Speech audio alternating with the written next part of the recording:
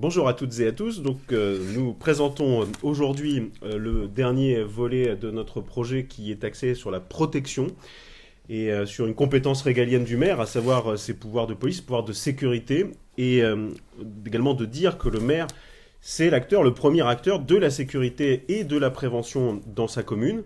Nous avons en effet à l'avenir en tête présenté tout un volet de propositions autour de la notion de préparation de l'avenir. Le maire doit préparer l'avenir, c'est pour ça que nous avons fait des propositions sur l'attractivité, le développement économique et durable. Nous avons également fait des propositions sur le deuxième volet, le rôle protecteur du maire, autour de la santé et notamment, et nous, le lien intergénérationnel. Nous proposons ce soir de parler de la protection des biens, des personnes et également du lien social. Comment le maire est un artisan avec son équipe du lien social qu'il doit construire dans les quartiers, qu'il doit construire dans sa ville, comment il peut et doit protéger les plus fragiles.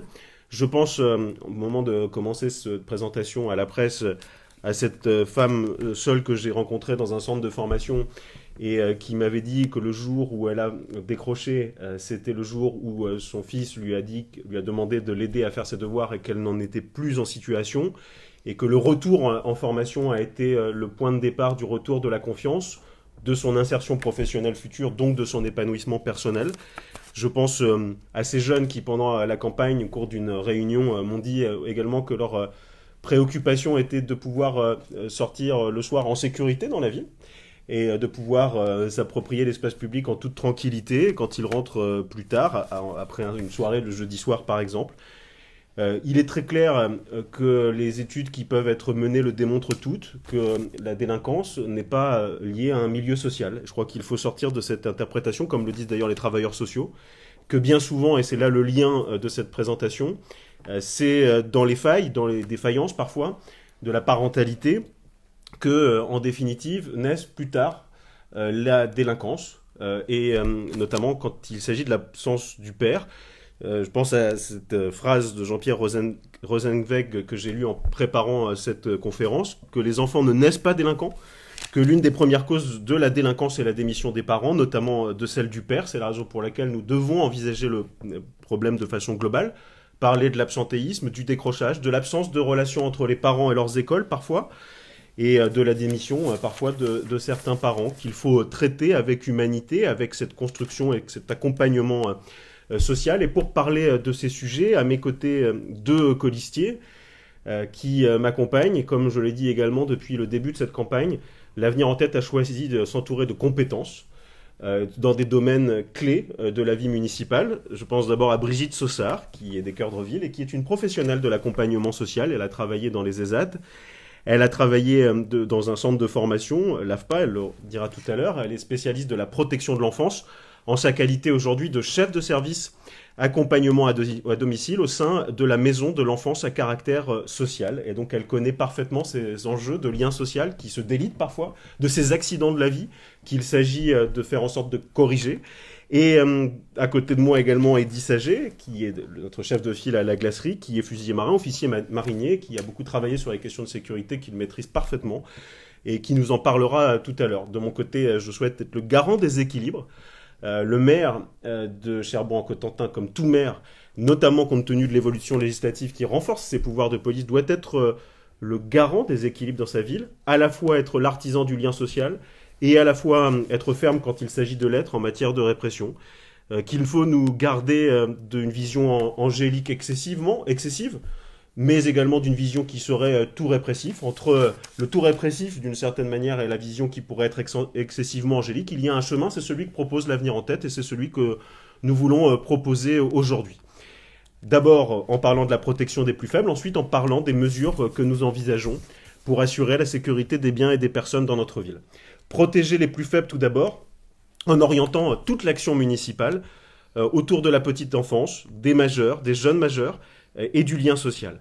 Ça signifie tout d'abord de soutenir la parentalité. C'est une des mesures fortes que l'Avenir en tête veut promouvoir dans cette campagne, avec la création, je le dis, d'un élu référent et chargé de la parentalité dans notre commune. Cet élu aura la charge de veiller notamment au bon déroulement des ateliers découvertes pour les plus jeunes dans les écoles primaires que nous avons proposées, des ateliers découvertes où il s'agira notamment de faire valoir les savoirs fondamentaux, les activités culturelles des enfants, de renforcer le lien entre l'école et les parents. C'est également le rôle de cet adjoint, de cet élu que nous voulons faire, que nous voulons mettre en place. Un élu qui sera chargé, je le dis, d'envisager tous les modèles familiaux, qu'il s'agisse de la famille recomposée, de la famille monoparentale, de soutenir et de développer la parentalité, et d'être au cœur des relations institutionnelles et associatives, parce qu'il y a de nombreuses associations qui font un travail considérable et remarquable, et il s'agit de mieux les mettre en lien, de mieux les fédérer grâce à cet élu référent.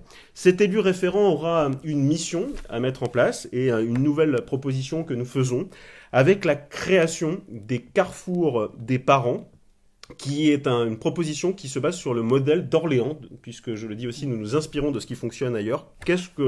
Que sont les carrefours des parents que nous voulons mettre en place? Eh bien, ces carrefours regrouperont dans tous les quartiers de notre ville des professionnels, qu'il s'agisse de thérapeutes, de psychologues, d'acteurs socio-éducatifs, mais également de parents référents. Ces parents référents seront recrutés sous forme de vacations dans chaque quartier, et ces parents seront là pour donner des conseils, partager leur expérience. On n'est pas parents, on apprend à être parents, et que pour cela, ces acteurs regroupés, fédérés, dans ces groupes, avec des professionnels, eh bien, permettront de créer le lien dans les quartiers. Il s'agira également, et c'est une priorité importante pour l'avenir en tête, de détecter ce que l'on appelle pudiquement les publics invisibles. Celles et ceux qui sortent du champ social parfois parce qu'ils sont difficiles à détecter. Je travaille beaucoup sur ces questions à la formation à la région et aussi dans le cadre de Région de France, parce que nous le savons, notamment le déploiement du plan investissement compétences sur le plan national vise à aller chercher des publics qui sont éloignés de l'emploi, éloignés de la formation, vers justement ce retour à l'emploi par la formation et notamment par la formation aux savoirs fondamentaux. Je souhaite que ces carrefours des parents nous aident à détecter ces publics et à les faire revenir dans le circuit de la confiance, à l'exemple de cette femme que je citais tout à l'heure. Il s'agira donc de développer la formation, d'accompagner au retour à la formation, de lutter également pour les enfants contre le décrochage scolaire, grâce à la plateforme de soutien et d'appui au décrochage qui existe et qui fait un travail là aussi très efficace. Nous voulons renforcer les choses. Une école de production est en cours d'ouverture à Valognes pour notamment orienter les adolescents qui sont décrocheurs scolaires. Nous savons que c'est une vraie problématique. Le décrochage scolaire doit être pris en compte, notamment avec cette école. Moi, je pense à ce jeune que j'ai rencontré dans une école de production à Rouen, qui m'a dit, grâce à l'école de production qui a été mise en place par la région, eh bien, je suis aujourd'hui directeur d'un grand centre de Pizza dell'Arte en l'occurrence, et il m'a dit, si je n'avais pas rencontré l'école de production, grâce à ceux qui m'ont envoyé la mission locale, grâce à ceux qui m'ont conseillé, alors je ne serais pas là aujourd'hui et j'aurais mal tourné. Voilà ce qu'il m'a dit et ça m'a beaucoup marqué pour faire cette proposition de carrefour des parents, de détection des publics invisibles. Il s'agit également, quand je veux créer et renforcer le lien social avec l'avenir en tête, de développer l'entraide. L'entraide dans nos quartiers, dans notre ville, grâce à cette plateforme de services que nous voulons mettre en place dans la ville, à l'échelle de la ville, plateforme d'échange de services. Là aussi, pour être très concret, je pense à une femme seule qui aurait un enfant ou plusieurs enfants à charge et qui, compte tenu de cette problématique de garde d'enfants, ne peut pas revenir en formation ou ne peut pas refaire sa vie, tout simplement, et que pour cela, ce système de plateforme et d'entraide est un système qui doit permettre d'échanger des services dans les quartiers. Je sais qu'il y a une demande forte autour de cela. J'ai parlé tout à l'heure de ce que nous faisions en termes d'augmentation à la région des indemnités des stagiaires, des frais de mobilité. Il faut au niveau local faire en sorte que cette entraide puisse jouer pour lever les freins à l'isolement et lever les freins également au retour à l'emploi et à la formation. Nous ferons vivre les maisons de quartier tous les week-ends. C'est ça aussi le lien social, pour qu'il y ait de la vie dans chacun de nos quartiers et que le lien social soit densifié. C'est donc le premier volet que je voulais aborder, le lien social étoffé. Je voudrais aborder l'aspect qui consiste à assurer davantage la sécurité des biens et des personnes dans notre commune. Cherbourg-en-Cotentin est une ville où, évidemment, la délinquance n'est pas galopante, nous le savons. Néanmoins, nous pouvons faire mieux. C'est d'ailleurs cela, l'alternance sereine, c'est de faire mieux là où nous pouvons faire mieux. Nous savons d'ailleurs que nous avons des chiffres qui peuvent être parfois supérieurs à la moyenne régionale et nous devons prendre en compte cette dimension. Tisser le lien social, ça ne veut pas dire non plus être angélique et ça veut dire que parfois, la solution de la sanction est parfois la seule. pour pouvoir vivre en sécurité, bien vivre dans notre ville. Nous proposons donc de ce point de vue de mettre en place des comités de prévention dans nos quartiers. De qui seront composés ces comités de prévention? Ils réuniront les habitants, les services de la police municipale, les services d'animation sociale pour travailler ensemble à l'amélioration de la sécurité dans les quartiers et notamment dans les quartiers en difficulté. Il s'agit de mieux faire rencontrer les forces de sécurité et celles et ceux qui accompagnent au quotidien ceux qui sont les plus fragiles de nos concitoyens. Pourquoi? Parce que, nous le savons, l'image de la police ou des forces de sécurité peut parfois être dégradée et que pour faire en sorte que cette image s'améliore et qu'il y ait une meilleure proximité, une meilleure police de proximité, ces comités de prévention autour de cafés, par exemple, pourront voir le jour rapidement dans notre commune. Par ailleurs, nous voterons chaque année un rapport annuel sur la sécurité en conseil municipal en présence du représentant de l'État pour qu'en toute transparence, les uns et les autres connaissent l'état de la sécurité dans notre ville. Troisième mesure, je le dis avec force, nous avions proposé en 2014 la vidéoprotection. À l'époque, dans le débat municipal, je me rappelle que certains disaient qu'il ne fallait surtout pas le faire, qu'on n'en avait pas besoin dans notre commune. Je suis ravi aujourd'hui qu'il y ait les premières caméras de vidéoprotection dans notre commune. Il y en a 4. Je souhaite étendre ce dispositif à l'image de ce que font les villes, et je veux citer des villes en dehors de toute référence politique, puisqu'on peut citer l'exemple de Caen, mais on peut citer l'exemple également de Rouen, l'exemple de Rennes, qui ont pris à bras-le-corps ce problème. Pourquoi la vidéoprotection? Il ne s'agit bien évidemment pas de surveiller la ville, il s'agit de faire en sorte de réduire les incivilités. Partout où il y a vidéoprotection, il y a réduction de l'incivilité, cela est démontré, et que cela permet par ailleurs d'élucider davantage des enquêtes judiciaires sur réquisition judiciaire.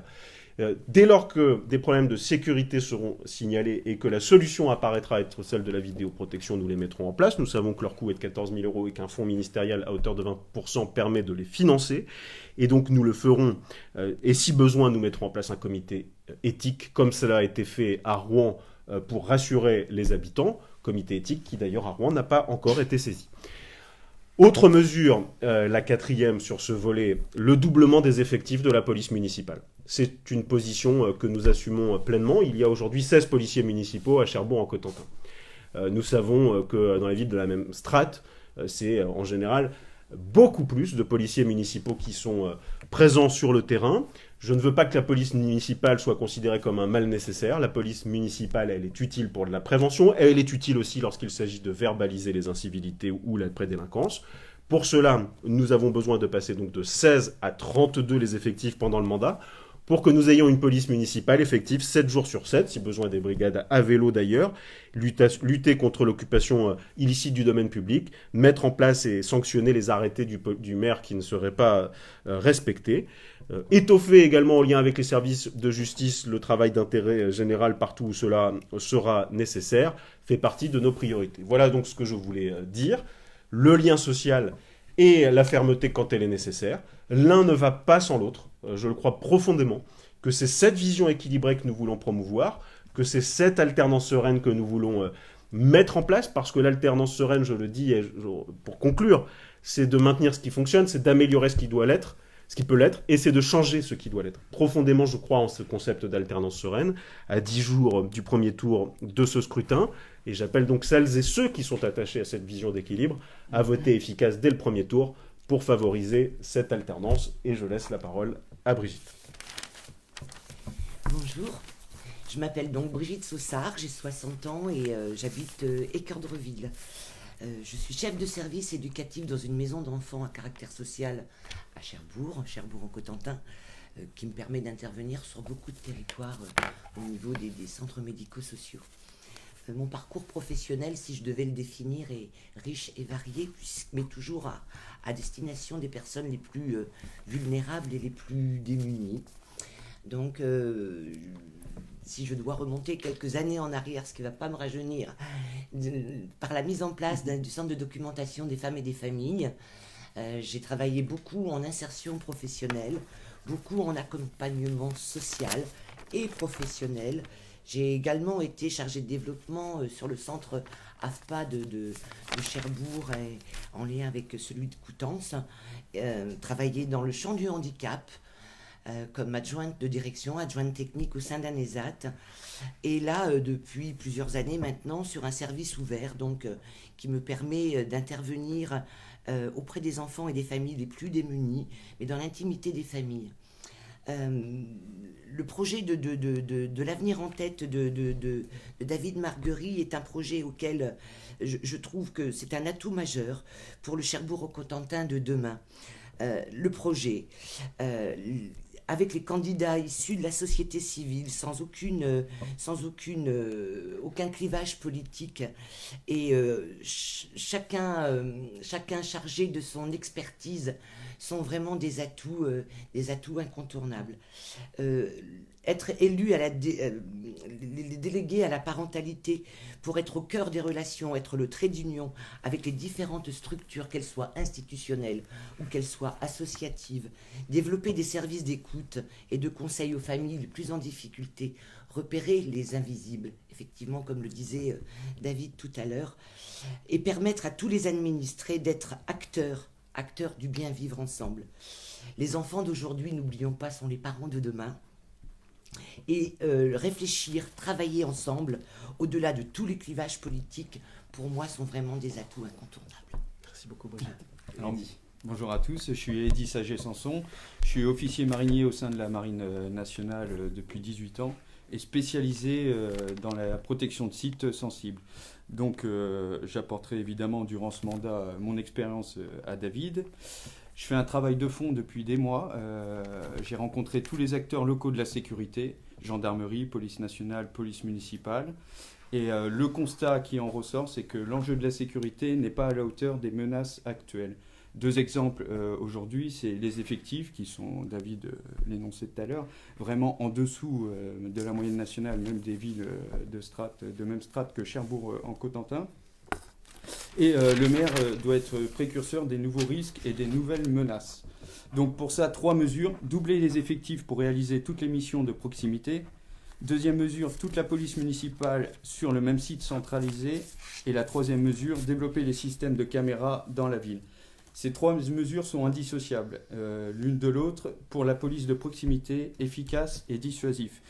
Évidemment, si on a des locaux, il faut des locaux adaptés parce que si on développe les systèmes de caméras dans toute la ville, eh ben, aujourd'hui, ils ne sont pas adaptés pour accueillir tout ce système de caméras. Voilà, donc une police de proximité. La police municipale est vraiment une police d'avenir.